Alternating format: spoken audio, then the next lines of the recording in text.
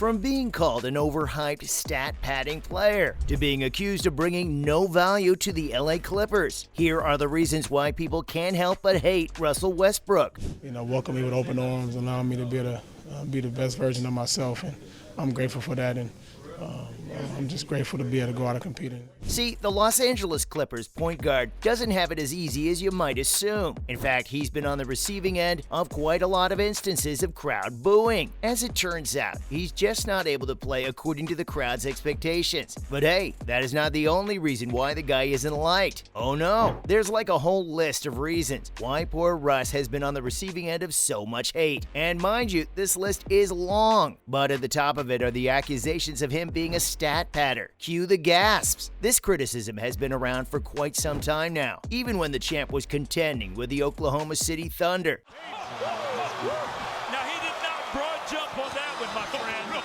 Oh my! Wow!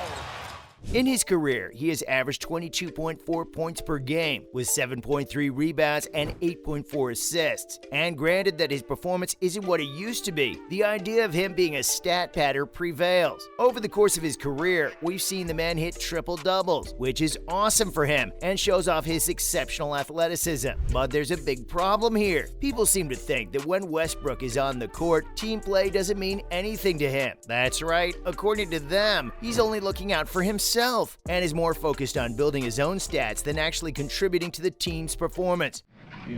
Obviously you want to win, and that's the most important part. Watching film. This, as you probably have guessed, can lead to inefficient play, plus poor decision-making on the court. No wonder fans just don't seem to like the player. Apart from this, people have been trying to tell him that the grass isn't always greener on the other side, so shifting teams isn't always a good thing in the league. And if you're changing teams as often as Westbrook does, then man, you really need to calm down. His inability to stick with one team has definitely created a lot of dislike for him in multiple fan bases. Things have gotten so bad that Damian Lillard actually used him as an example of what not to do. Russell Westbrook's career and legacy is undeniable.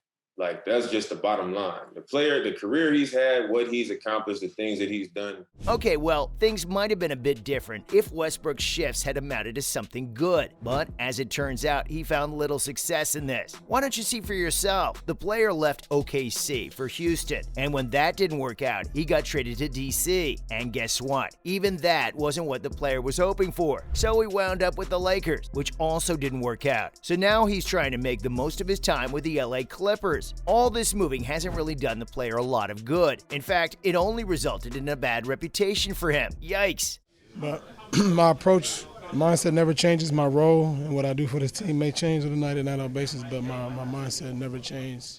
On top of all this bouncing around has actually been bad for his play. We've only seen a decline in his performance over the years, and it's clear that his prime years are way behind him. I'm guessing that a time is going to come when his lacking performance won't be able to compensate for his bad attitude. Oh well, let's hope he does something to fix this problem soon enough. But speaking of his bad attitude, arrogance has always been pointed out as one of Russ's major flaws. That's probably the reason why NBA fans have given him the title of the most delusional player in the league's history. Well, I guess that's an achievement of some sort, don't you think? Figuring out what's best for the team, honestly. The dialogue is just about winning, regardless of kind of what's said in between that.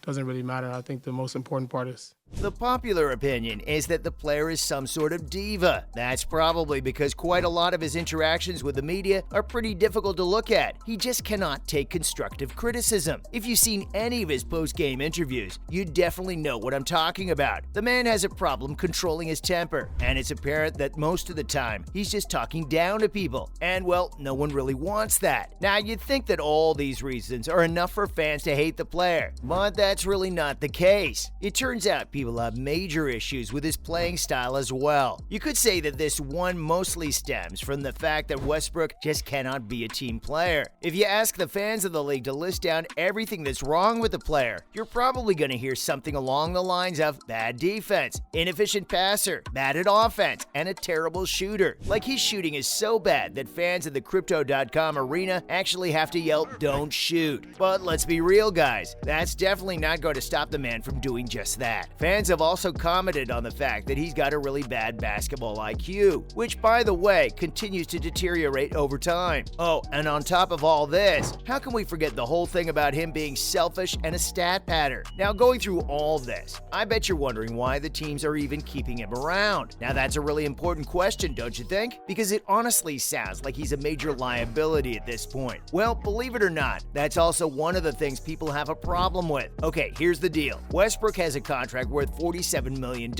right next to the likes of Steph Curry and LeBron James. But the problem is that the player really doesn't bring even half as much value to the team as these players. Even a child can see that. So basically, the fans see him as some sort of money drain. People continue to blame him for the fact that the Lakers roster was a big mess. Now, don't think that the fans are just pinning all the problems on him, because there's some logic behind this theory as well. His high demanding contract was the main reason why the team wasn't able to sign up good free agents. And well, that just left the team exposed on several fronts. Now, here's something interesting. Some of the fans are super happy that things worked out this way. For them, the moment Russell joined a big market team like the Lakers, he paved the way for his downfall. Because, well, it's clear that such a team won't really stand for this sort of behavior. And the only thing it did was expose his flaws. Now, if all this criticism is so clear, and fans are being exceedingly vocal about Westbrook's inabilities, then why doesn't he do anything to change his attitude? I bet this question has popped up in your head multiple times. Well, I've got the answer right here. The problem is that Westbrook has won quite a lot of awards. He even earned the Most Valuable Player award for the 2016 to 2017 season, and has remained a 9-time NBA All-Star. Of course, the league doesn't hand out these trophies as participation prizes. You need to be a good player to get them. And can you guess which one of his seasons won him the MVP award? That's right, the one that saw him collecting stats as though his life depended on it. So in a way, the player thinks that this is the right way to play the game, which is why he subconsciously continues to put himself ahead of his team. Because of this, during his career, Russ has earned quite a lot of creative nicknames, including Ball Hogger, the least valuable player, Mr. Selfish, and of course the NBA Diva. But does he let all the hate bring him down? Absolutely not. In fact, he's more of a glass half full kind of guy. When Russ got booed by the Lakers crowd last year, he said it's only a sign of respect. Well, that's one way of looking at it, I guess. Maybe we all need that type of attitude towards life. But hey, let me remind you, most of this hatred he kind of brought on himself. And if you ask me, Westbrook really needs to evaluate what he values the most over here. Otherwise, there's no way any team could justify bringing him onto their squad. So, from being accused of bringing no value to the LA Clippers to being called an overhyped, stat-padding player, this is why everyone hates Russell Westbrook.